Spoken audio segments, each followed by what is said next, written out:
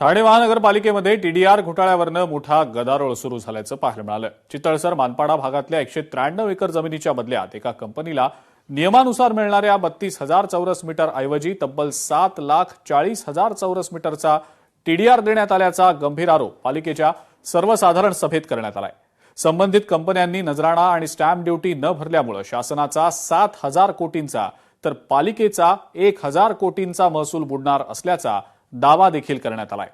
इतका मोठा टीडीआर जर बाजारात आला तर स्थानिक भूमिपुत्रांच्या जमिनीचे दर कोसळतील आणि शहराच्या पायाभूत सुविधांवर प्रचंड ताण येईल असा इशारा लोकप्रतिनिधींनी या सर्वसाधारण सभेत दिलाय। पाहुयात याच संदर्भातला लोकशाही मराठीचा हा स्पेशल रिपोर्ट।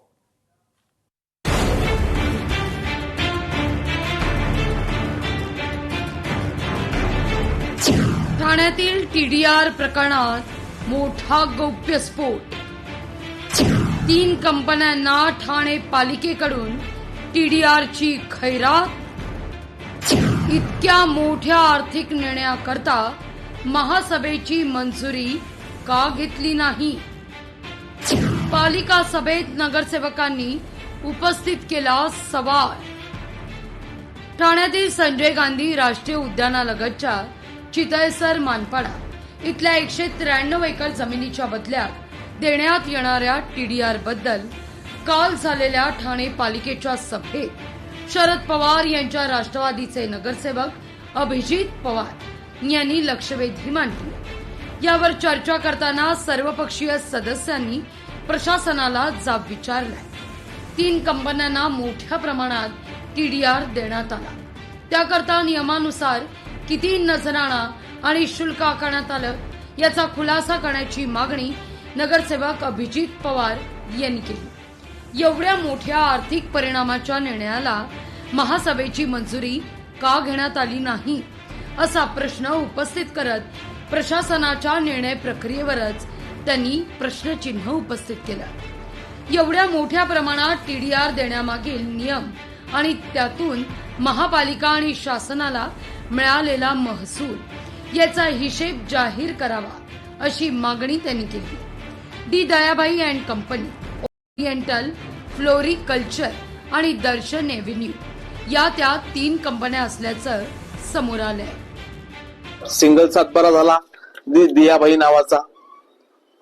उत्तर देताना शासनाकडनं म्हणजे महापालिकेने उत्तर देताना त्यांनी असं सांगण्यात आलं, म्हणजे माझा प्रश्न होता की स्टॅम्प ड्युटी का नाही भरली, 1 रुपये स्टॅम्प ड्युटी भरून हे तुम्ही त्यांच्या नावावरती करून दिलं।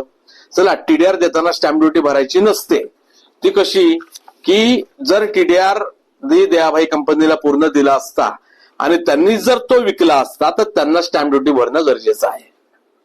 मग सिंगल सातबारा असताना, दयाबाई कंपनीचा सातबारा असताना टीडीआर 3 कंपनीच्या नावाने डीसीआर पावती का काढली? हा टोटल टीडीआर जातो 3,758 कोटीवरती आणि ओरिएंटल कंपनीने 27 कोटी आणि दर्शन या कंपनीने 118 कोटी महसूल बुडवलेला आहे। या मुद्द्यावरून भाजप नगरसेवक अमित सरिया यांनीही प्रशासनाला धारेवर धरलं। या टीडीआर मधून शहरात 500 चौरस फुटांची तब्बल 25,000 घरं उभी राहू शकतात। मग इतक्या मोठ्या बांधकामामुळे शहरावर होणाऱ्या परिणामांचा अभ्यास केला का असा प्रश्न त्यांनी उपस्थित केला।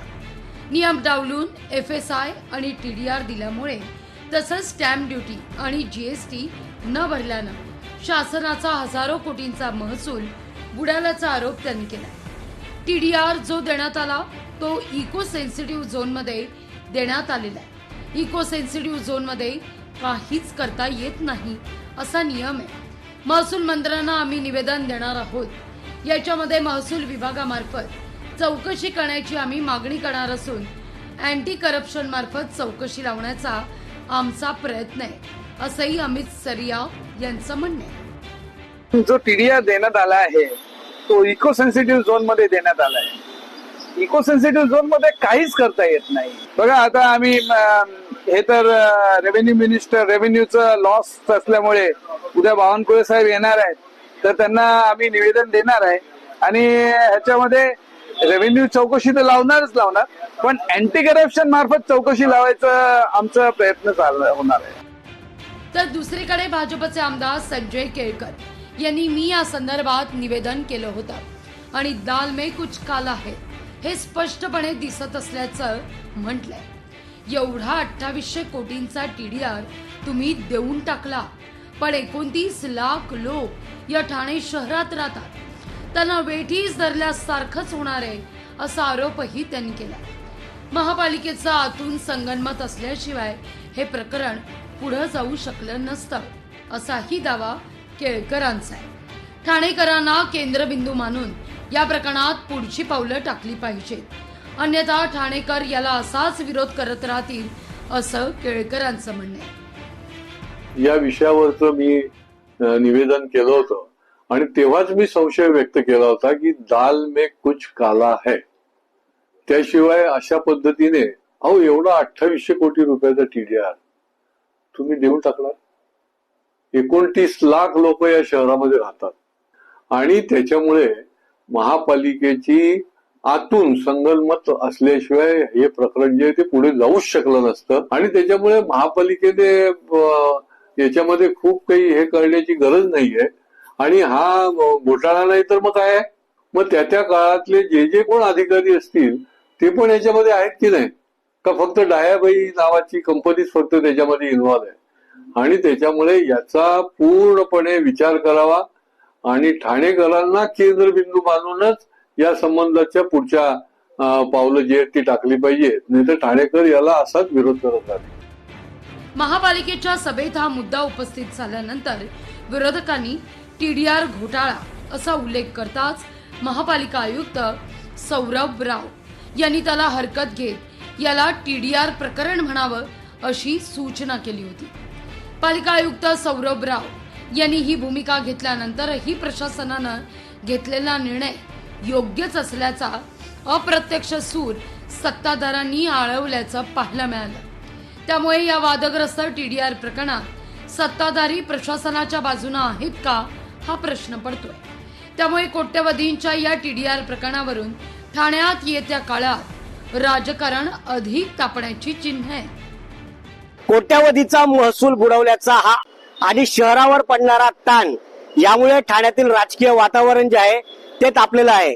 प्रशासनाने निर्णय योग्य असल्याचा दावा केला असला तरी या कथित टीडीआर प्रकरणाची चौकशी होणार की प्रकरण असेच दडपले जाणार याकडे आता सर्वांचं लक्ष लागले आहे। मनीष गांगुर्डे, लोकशाही मराठी, ठाणे। लोकशाही मराठी ऐका, पहा, जागरूक रहा।